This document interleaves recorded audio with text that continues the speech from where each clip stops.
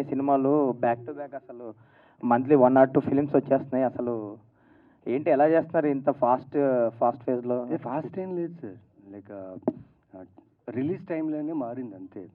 Schedule ప్రకారంగా like I'm shooting 1 film 2 films at a time. కాకపోతే release time lines మారుతున్నాయి. Like 28 degrees ఎప్పుడో release అవ్వాల్సింది. It took time and release in the same year in the same month. Blind spot ఎప్పుడో release అవ్వాల్సింది. అంటే film shoot అయిన తర్వాత it's 11 ఒకటి 11. సో లక్కీలీ ఎక్కడో లక్ అనాలో లేకపోతే లైక్ అదృష్టం అనాలో టైం లైన్ కలిసి వచ్చి ఇట్స్ వర్కింగ్ యాక్చువల్లీ. బట్ నేనైతే టైం లైన్లో షూట్ చేస్తున్నా. But releases time line miss అవుతున్నా అంతే. ఓకే. రీసెంట్‌గా 'అందాల రాక్షసి' రిలీజ్ అయింది. మీరు ఒక స్టెప్ రీక్రియేట్ చేశారు. మళ్ళీ అది బాగా వైరల్ అయింది. మీ అంత స్పీచ్ లెంతీ స్పీచ్ కాకుండా క్రిస్ప్‌గా చెప్పండి. మీరు నాకు తెలిసి మీరు ఎప్పటి నుంచో 6-7 ఇయర్స్ నుంచి నాకు ఫోన్ చేస్తున్నారు. నాకు రావుపిడి గారికి, రాహుల్కి కంటిన్యూస్ కాంటాక్ట్లు ఉన్నారు. రిలీజ్ చేద్దాం, ఒక ఇంటర్వ్యూ చేద్దాం, మాతో కాంటాక్ట్లు ఉన్నారు. Your like telling me that release అవ్వాలని. బట్ మీరు చెప్పిన తర్వాత అయింది అనుకుంటా. Like somewhere your wishing that release అవ్వాలి. Thank you so much for that. And recreate చేయడం అంటే నాకు తెలియదండి. అంటే నేను అక్కడ ఆ క్రౌడ్ అక్కడ జనాల్లో కూర్చున్నప్పుడు నేను మర్చిపోయా నేనేంటో, నేను ఎవరో మర్చిపోయా. ఆ క్యారెక్టర్ చూసిన 13 ఇయర్స్ తర్వాత ఆ క్యారెక్టర్ చేసింది నేనే.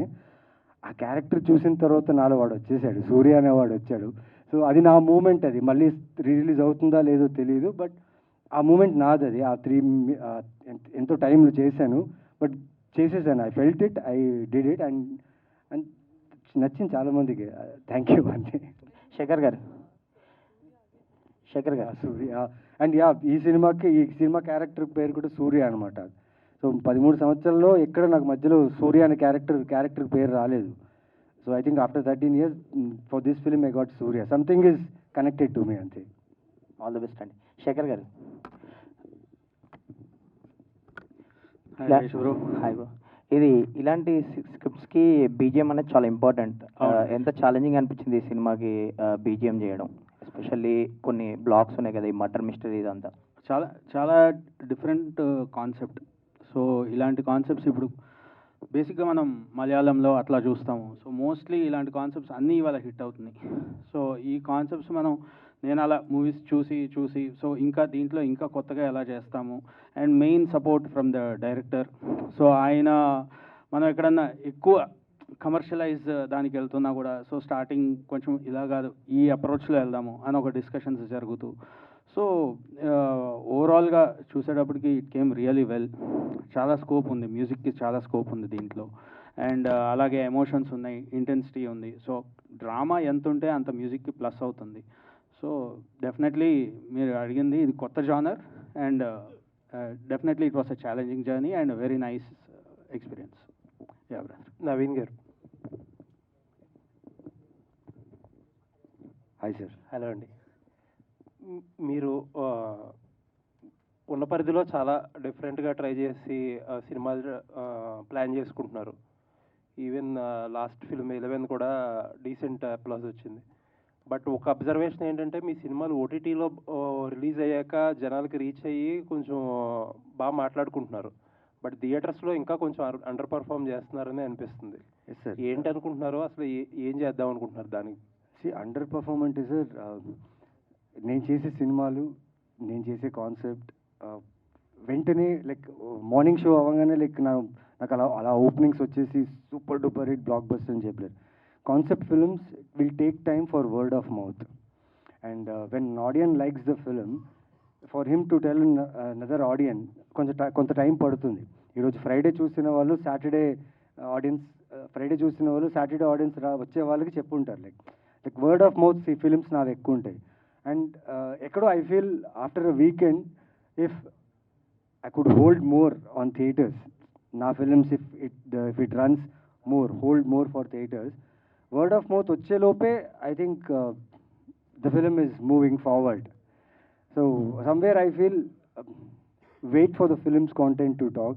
If the film is good ante spread అవుతూ నెక్స్ట్ వీకెండ్ కన్నా నిజంగా సినిమా ఫుల్స్ అవుతాయి. But somewhere I feel word of mouth అనే విషయం నాకు ఇంకా కొంచెం ఎక్కువ అవ్వాలి.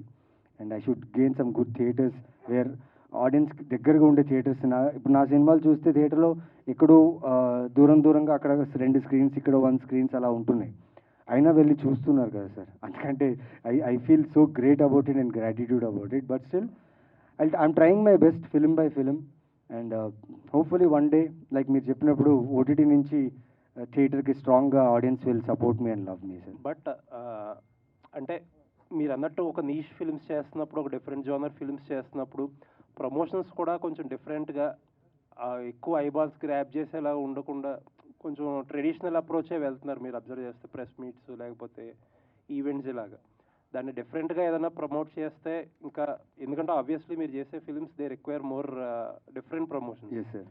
అలా ఏదైనా ప్లాన్ చేసుకోవాలేమో కదా సార్.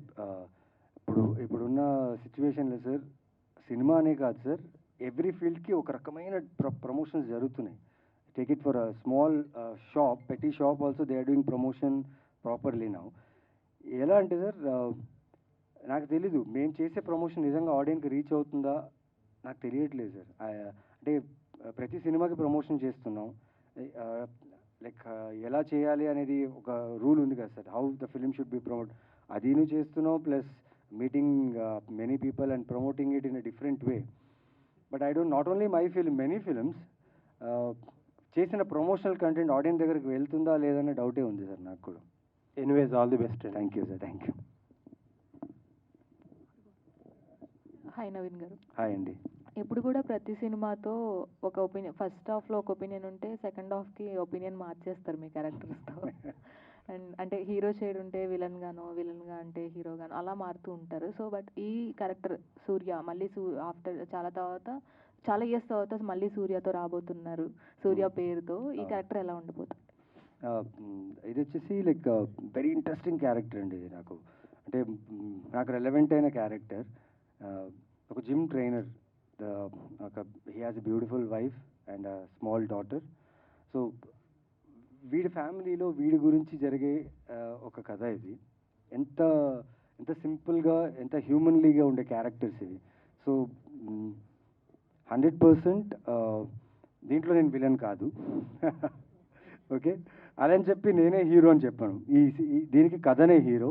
అండ్ కథ రాసిన డైరెక్టర్ మదన్ గారికి అండ్ రైటింగ్ రాసిన గవిరెడ్డి గారికి. బికాజ్ ప్రతి సిచ్యువేషన్స్ జరిగే ఒక ఇన్సిడెంట్స్ అని చాలా జాగ్రత్తగా, చాలా హ్యాపీగా ఆడియన్స్కి ఎంటర్టైన్ అయ్యేలాగా చేశారు. అండ్ షూర్గా ట్విస్ట్ ఉంటుంది. మీరు ఏదైతే ఈ ట్రైలర్లో చూసారో చాలా ఇంటెన్స్గా అనిపించింది మీకు ట్రైలర్. బట్ అలాగే ఆపోజిట్గా when you come in theatres కదా, యూ విల్ లాఫ్ లైక్